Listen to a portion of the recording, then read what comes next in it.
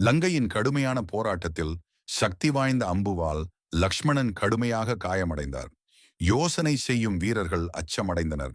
ஏனென்றால் ராமபெருமானின் சகோதரர் உயிர் மட்டும் நூலின் மேல் தங்கியுள்ளது.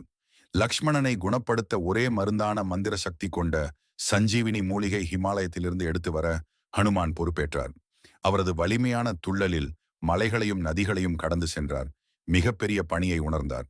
சிகரத்திற்கு வந்தபோது ஹனுமான் முழுமலை முழுவதும் பல்வேறு மூலிகைகள் செடிகளால் மூடியுள்ளதை காண்கிறார். அவருக்கு தேவையான சஞ்சீவினியை கண்டறிய முடியவில்லை. தெய்வீக சக்தியையும் பக்தியையும் பயன்படுத்தி அவர் முழு மலைத்தையும் எடுத்து திரும்ப பறக்க தயாராகிறார். மலைத்துடன் பறக்கும்போது வானம் குலுங்குகிறது. ராவணர் அனுப்பிய பேய்கள் மற்றும் தடைகளை தவிர்க்கிறார். ஒவ்வொரு துள்ளலும் ஒவ்வொரு காற்றின் தாக்கமும் ஹனுமானின் தெய்வீக சக்தியையும் உறுதியையும் காட்டுகிறது. இறுதியில் அவர் போர்க்களத்திற்கு வந்தார். மந்திர சக்தி கொண்ட மூலிகை லக்ஷ்மணனுக்கு கொடுக்கப்பட்டது. உடனே அவர் முழு வலிமையுடன் மீண்டும் போருக்கு தயாராகிறார். ராமபெருமான் ஹனுமானை பார்த்து சிரித்தார். அவரது துணிச்சலும் பக்தியும் பாராட்டி போர்க்களம் உற்சாகத்தில் எழுச்சி அடைந்தது. ஹனுமானின் நிலைத்த பக்தி மற்றும் தெய்வீக சக்தியின் சாட்சி.